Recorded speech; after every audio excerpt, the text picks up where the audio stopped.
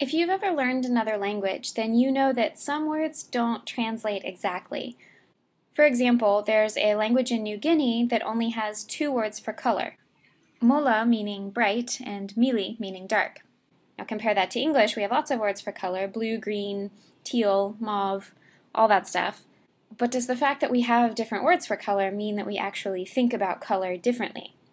And your answer to that question places you on one position of the great language thought debate, which comes first? And we have different theories that we can place sort of on a spectrum. And on one end, we have something called universalism. And this theory says that thought comes before language. So your thoughts dictate the language that develops. So going back to our New Guinean example, a universalist would say that that group of people only thinks in terms of bright and dark, and if they had concepts or ideas about other colors, then they would develop words for them in order to express those thoughts.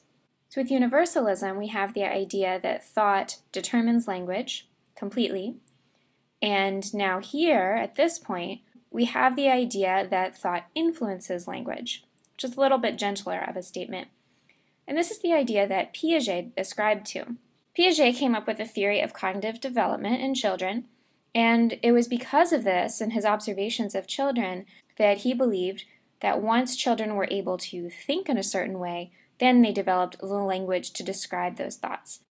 So for example, when children learn that objects continue to exist even though they can't see them, that's when they start to develop words like gone and missing, find. So their language development is influenced by their cognitive development and their newly discovered ability to understand that objects exist even when they can't see them anymore. So that's what Piaget thought. And now a little farther down, towards the more middle ground, we have Vygotsky. And Vygotsky thought that language and thought are independent, but they converge through development. So he didn't really say if language influenced thought or if thought influenced language. He just said they're both there, they're both independent, but eventually you learn to use them at the same time. Because Vygotsky believed that children develop language through social interaction with adults who already know the language. And through that interaction, then they learn to connect their thoughts and the language that they eventually learn. Okay, so now we're crossing over the middle ground into the world that believes language has an influence on thought. And we have a couple positions here, and they both fall under the category of linguistic determinism. So these are called the weak and the strong hypotheses. And this isn't like a value judgment on how good they are, how well established they are. It just refers to how much influence they think language has on thought. So weak linguistic determinism says that language influences thought. It makes it easier or more common for us to think in certain ways depending on how our language is structured. So for example, I'm going to read you a sentence. And I want you to draw it out, or at least vividly imagine it. The girl pushes the boy.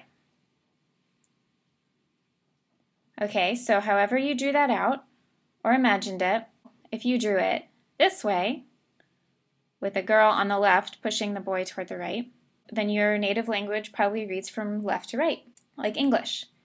If you drew the girl pushing the boy this way, with the girl on the right pushing towards the left, then your native language might be one that reads from right to left, like Hebrew. Now, it's not that you can't or didn't even draw it the other way, it's just that depending on how your language is structured, it makes it more likely or easier for you to think about that action in a certain direction. Now, strong linguistic determinism takes a more extreme view and says that language determines thought completely.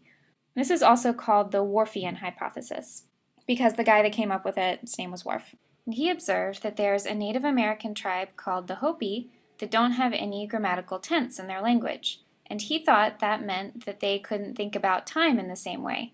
Later people studying the language found that the Hopi have a different way of expressing past, present, and future.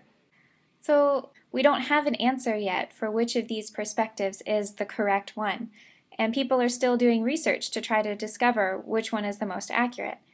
But now you're aware of the main perspectives on the relationship between thought and language. And now when you're learning a foreign language, you can think about how the language you're learning is influencing your thoughts, or vice versa, how your thoughts are affecting your interpretation of the language.